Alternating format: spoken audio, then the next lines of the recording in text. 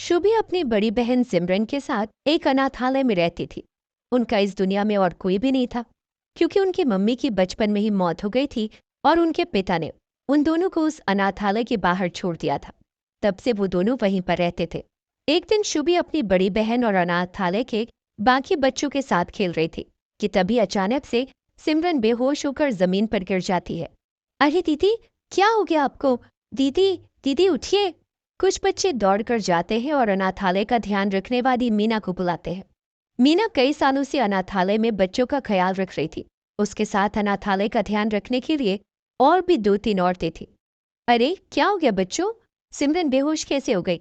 शुभी, शुभी, क्या हुआ इसे? मीना आंटी देखिए ना, अचानक से दीदी खेलते खेलते अपने आप ही बेहोश हो गई। एक काम करते हैं, मैं इसे बगल वाले अस्पताल ले जाती हूँ और शुभी तुम भी मेरे साथ चलो। इसे होश आएगा तो तुम्हारा वहां पर रहना जरूरी है। शुभी और मीना सिमरन को अस्पताल ले जाते हैं। वहां पहुंचने पर डॉक्टर शुभी को एडमिट कर लेते हैं और कुछ टेस्ट करते हैं।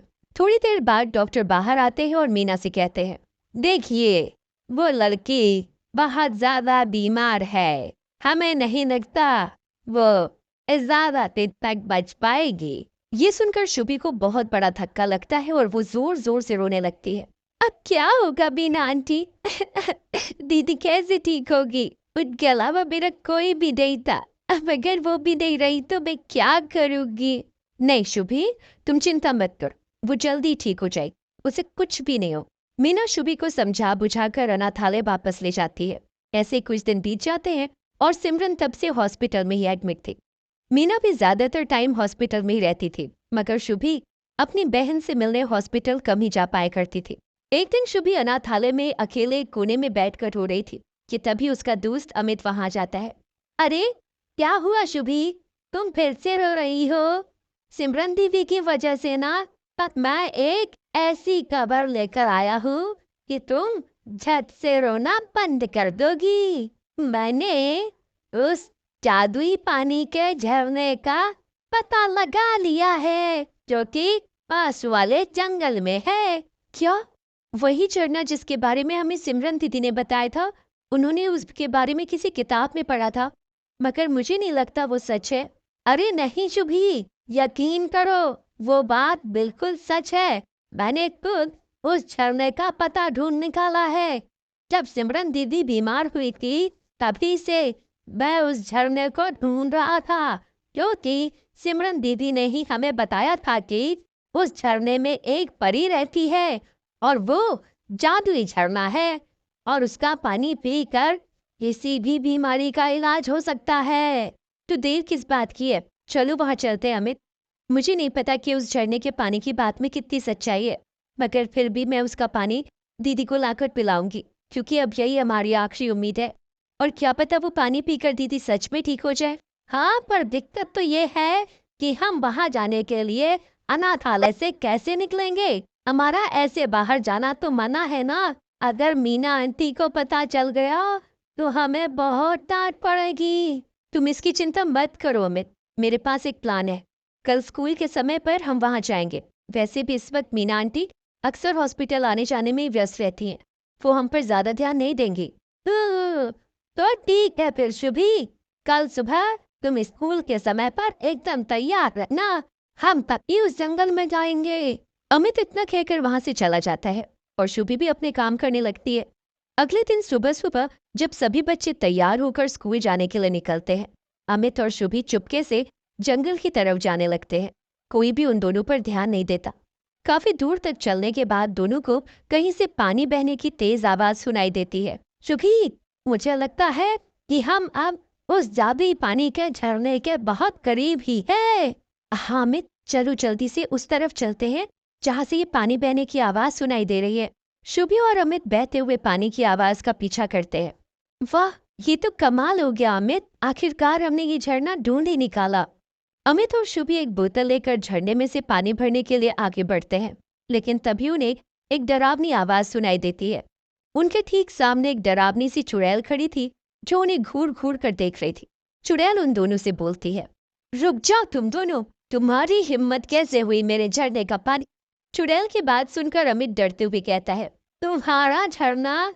लेकिन हमने सुना है कि ये किसी परी का झरना है।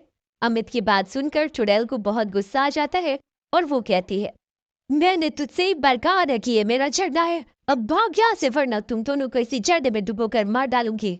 अमित और शुभी चुड़ैल की बात सुनकर डर गए पर वहां से भागकर कुछ दूर जाकर छिप गए। ये सब क्या है अमित? यहाँ तो चुड़ैल है, अब हम लोग क्या करेंगे? इस झरने का पानी कैसे लेंगे? अगर एक चुड़ैल इस झरने की रखवाली कर रही है तो एक बात तो पक्की है चुकी, ये झरना सच में जादुई झरना है और मुझे पूरा यकीन है कि कोई ना कोई परी भी जरूर होगी। तो क्यों ना पहले हम उस परी को ढूंढे और फिर उसी से मदद मांगे। हाँ, ये तुमने बिल्कुल ठीक कहा अमित, हमें ऐसा ही करना चाहिए। चलो हम चुपचाप चलते हैं और झरने के आसपास ही उस परी को ढूंढने की कोशिश करते हैं। अमित और शुभी जब वापस झरने पर जाते हैं तो देखते हैं कि चुड़ैल झरने से थोड़ा पानी भरकर कहीं ले जा रही थी। अमित और शुभी चुपचाप उसका पीछा करने लगते हैं। थोड़ी देर बाद वो दोनों देखते हैं कि चुड़ैल एक गुफा के अंदर चली गई। शुभी और अमित भी उसके पीछे पीछे गुफा में चले जाते हैं। अंदर का नजारा देखकर दोनों हैरान रह जाते हैं। चुड़ैल ने एक परी को पिंजरे में कैद कर रखा था। ये जादुई झरने का पानी सिर्फ मेरा है, इसे पीकर मैं और भी ताकतवर और खूबसूरत हो जाऊंगी। मैं किसी को भी इसे ले जाने नहीं दूंगी। हमें उस परी को बचाना ही होगा अमित, तभी हम झरने से दीदी के लिए पानी ले जा पाएंगे। मेरे पास एक तरीका है अमित, जिससे कि हम परी को पिंजरे से बाहर निकाल सकते हैं। अमित, तुम यहाँ से बाहर जाओ और झरने से पानी निकालने की कोशिश करो। तुम्हें ऐसा करता देखकर वो चुड़ैल तुम्हारे पीछे जरूर आएगी। जब वो यहाँ से बाहर चली जाएगी तब मैं जाकर परी को खोल दूंगी, फिर हम दोनों आकर तुम्हें बचा लेंगे। अरे ये तो बड़ा ही खतरनाक आइडिया है शुभी, लेकिन अब हम और कर भी क्या सकते हैं? ठीक है, मैं क्या रहा हूँ, लेकिन जरा समय पे आ जाना शुभी, कहीं वो चुड़ैल मुझे कच्चा ना चबा ले। हाँ हाँ, डरो मत और जाओ, मुझ पर भरोसा रखो। अमित भागता हुआ जाता है और झरने में से पानी लेने लगता है। चुड़ैल को अपने जादू से ये पता चल जाता है कि झरने के पास कोई फिर से गया है, इसीलिए वो अमित को पकड़ने के लिए जाती है। तभी शुभी भागकर परी के पास जाती है। कौन हो तुम बच्ची? तुम्हें यहाँ नहीं आना चाहिए था, वो चुड़ैल बहुत खतरनाक है। मैं यहाँ आपको बचाने आई हूँ। आप मुझे ये बताइए कि इस पिंजरे को कैसे खोला जा सकता है।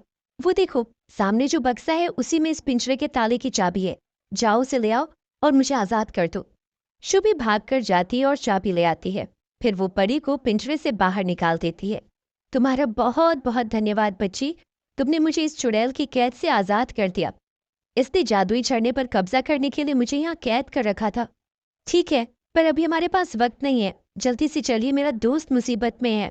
शुभी परी को लेकर झरने के पास जाती है और वहां पर चुड़ैल ने अमित को उल्टा कर रखा था। मैंने तुझे मना किया था ना कि यहाँ मत आना, तो फिर से आ गया, अब तो तेरी खैर नहीं। परी जल्दी से अपना जादू करती है और चुड़ैल कमजोर होने लगती है। अमित जमीन पर गिर जाता है और शुभी उसके पास जाती है। बहुत हुआ तेरा तमाशा चुड़ैल, अब तेरा अंत आ गया है। परी अपने जादू से चुड़ैल को छोटा बना देती है और उसे एक बोतल में कैद कर देती है। बहुत चाहत थी ना तेरी इस झरने को अपना बनाने की। ठीक है, अब तो इसी बोतल में कैद होकर जिंदगी भर इस झरने में तैरती रहेगी। परी बोतल को झरने में फेंक देती है और चुड़ैल का किस्सा हमेशा के लिए खत्म हो जाता है। बच्चों, तुम लोग इतने गहरे जंगल में यहाँ इस झरने तक आए, जरूर कोई बात है। मुझे बताओ, मैं तुम्हारी क्या मदद कर सकती हूँ? जी, मेरी दीदी बहुत बीमार है और हम उनके लिए ही इस जादुई झरने का पानी लेने आए थे। ठीक है, मैं अभी तुम्हें पानी देती हूँ। परी झरने से थोड़ा पानी लेकर बोतल में भरती है और उस पर कुछ जादू करती है। ये लो, इसमें मेरा आशीर्वाद भी है, तुम्हारी दीदी जल्दी ही ठीक हो जाएगी। पानी लेकर अमित और शुभी परी से विदा ले लेते हैं और वापस हॉस्पिटल पहुंच जाते हैं। उधर उन्हें लापता पाकर मीना बहुत परेशान हो गई थी। ये सब क्या है शुभी, अमित? मुझे तुम दोनों से ऐसी उम्मीद नहीं थी। तुम दोनों कहाँ गए थे? शुभी और अमित मीना को सारी बात बता देते हैं। मीना और शुभी सिमरन को जादुई झरने का पानी पिला देती हैं और वो एकदम ठीक हो जाती है। इसके बाद शुभी और सिमरन फिर से खुशी खुशी साथ रहने लगे।